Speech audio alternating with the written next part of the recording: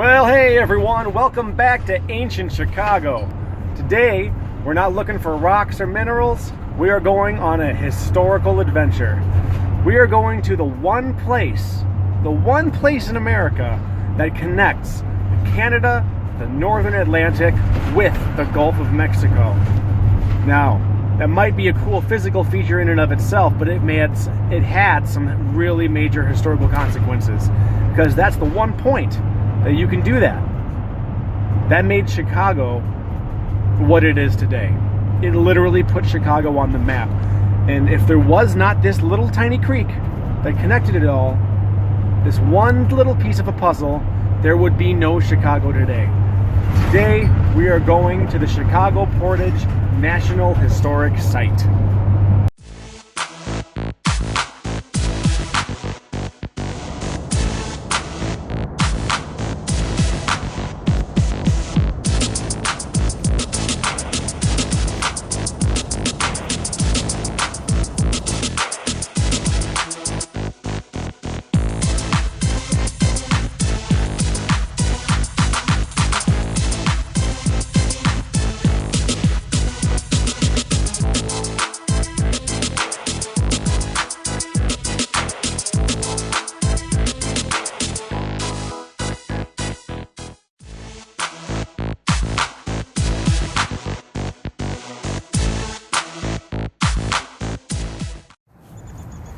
We're walking down to Portage Creek.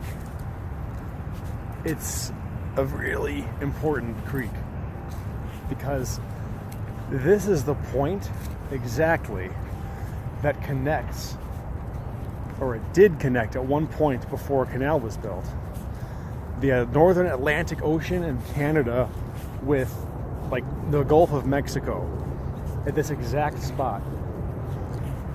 This was a highway. And here it is. We're gonna walk right down to it. This right here is Portage Creek.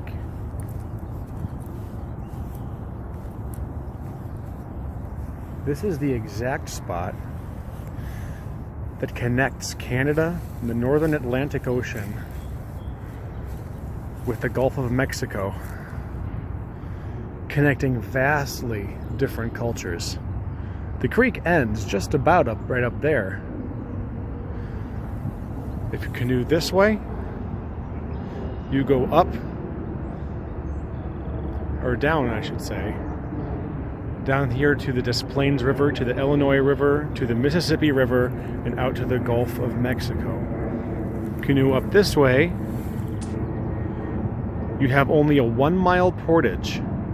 Just 1 mile before you get the south branch of the Chicago River, and you can access Lake Michigan. Travel up through the Great Lakes, through the St. Lawrence River, and suddenly you are in Canada and the Northern Atlantic. Right here. This is an important spot. This was a highway. This little tiny creek. This creek is less than a mile long. And it connected all of that.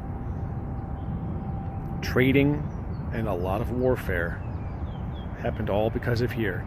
This is where the first French explorers came and saw Chicago for the first time. The first Europeans around here. Okay, this is the exact spot. This is how the Iroquois came down and raided the settlements here of Native Americans from the Illinois tribe. This is how all of this happened right here on this creek. Once they got out of that nice, beautiful creek, they came to something that looked a little bit like this. Mud Lake was right in between the Chicago River and the Portage Creek here that connects to the Des Plaines River. And they had to basically drag their canoes across this muck and mire. It wasn't fun. But eventually, after time, they kind of carved out a little channel just by their canoes. And then later, when the Europeans came with larger rafts and such, they expanded it a bit so that it made it a little bit easier going.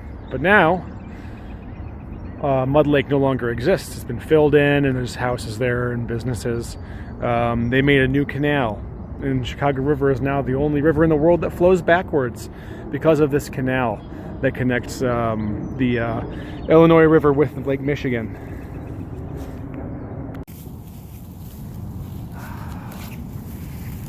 A lot of brush here. See that? Pile of sticks there. That's a big old beaver lodge. And it's a good sized one, but you know, I've seen bigger. Just saying. Beavers are really cool animals, but the reason I'm bringing them up here is because they played a really significant role in the history of this Portage and this whole region. Brought a lot of war, actually, not to mention the economy of it all. So in the 1600s, something happened called the Beaver Wars. It lasted decades and decades. And it was one of the cruelest, bloodiest wars to occur on here. No one's ever heard of it, but it happened, and it happened right here. In, what was it? 1678. Henry de Tonty, he was a French trader, and he accompanied La Salle. La Salle is another French guy, and they both explored this area. They weren't the first, but they were close to it. Like a decade or two earlier, Father Marquette had come through here, and he was like the first French dude to see all this. So when Tonty came, though, you know, they had like probably some sketch maps. They knew a little bit about the geography at that point. They set up a fort down by Peoria, and the Iroquois were coming down to raid the Illinois Indians. The Illinois, or the Illini, were allies of the French. And, you know, of course, they were trading with them for furs. The Beaver Wars were about these furs. It wasn't just about that. There was other things, too.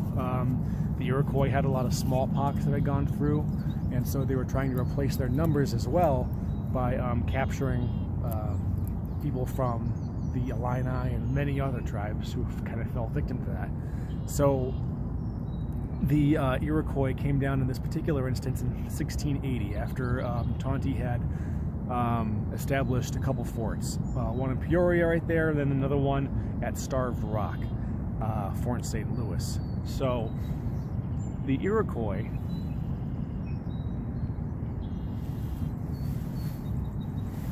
I think a beaver's followed me. I see ripples. If something comes out of that water and gets me, you know, this is my death video, so hopefully someone will find it. Anyway, Chicagoland was pretty much a wasteland.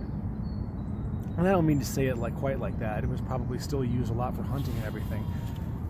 And we know it was inhabited. You know, there's a lot of historical, I shouldn't say historical, prehistoric sites that was been explored by archaeologists, you know, in Chicagoland that found a lot of European trade goods and things like that. We know that the Illini, the Miami, the Mascoutin, they all lived there.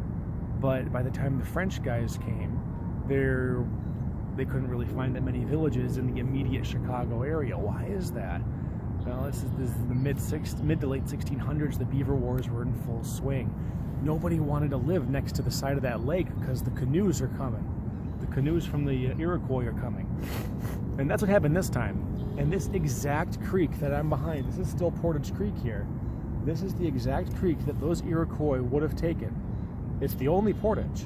Okay, this is the exact point that this war party, and there were hundreds of them. Okay, this wasn't a little raid. This was an army. There were hundreds of well-armed with firearms Iroquois, and they came from that way, and they came literally right past me here. This giant freaking war party of hundreds and hundreds of Iroquois. They went all the way down the river. They went down Des Plaines River to the Illinois River, down to Peoria and Starved Rock. Right there was a place where the Kaskaskia Indians lived. That's one of the member tribes of the Illini Confederacy. Close allies to the French. But Tonty was accused of by the Illinois of, you know, bringing the Iroquois upon them. So he was all of a sudden not in good standing with them. But he wanted to prove his worth to them. So what he did, he said, look, let me go and talk to them. Let me negotiate. And they were a little leery because, of course, they could be like, man, he's going to sell us out. But, you know, they allowed him to go. And so he took his Frenchmen and he started to try to talk to the Iroquois. You know, a couple hundred of them, you know, several hundred of them. The Illini wanted to fight, or didn't want to fight because they had numbers, but they didn't have enough firearms. They were outgunned by the Iroquois. Okay, so Tonti goes up there. He's talking to these Iroquois, and all of a sudden one of them runs up to him and stabs him directly in the chest. He thought he was going to die, but he didn't. He somehow survived and made it back to the Illini and said, look, we're going to have to fight. We have no choice. My French troops here will support you. We'll fight together. We'll die together. And there was a big battle, and the Iroquois won. The Iroquois outgunned the Illini, and it was an unpleasant experience. Tonti and his men retreated and came back a little while later, but it was a nasty, bloody battle that the Iroquois won. And then, of course, they came right back up this exact river at this exact spot. Right here is the Des Plaines. It's nice and wide down there. I can't go down there right now. It's muddy and I don't have enough time. But that's where the Portage River, or Portage Creek, intersects with the Des Plaines and then flows out south to the Mississippi River and the ocean. Look at the size of these trees. Hard to see on the camera. Well, some of them are young, but like ones like this right here. It's a giant. This was here long before anybody else. Before the French came in here, it's hundreds of years old. This tree was here since before Chicago was founded. It's really cool. So that's it. We went to the National Historic Site dedicated to the Chicago Portage. I've never been there before. That was my first time going and experiencing it, so we just kind of took that ride together. So thanks for watching with me. Please, as always, like and subscribe and gear up for the next adventure. Okay, so here's a beaver tree.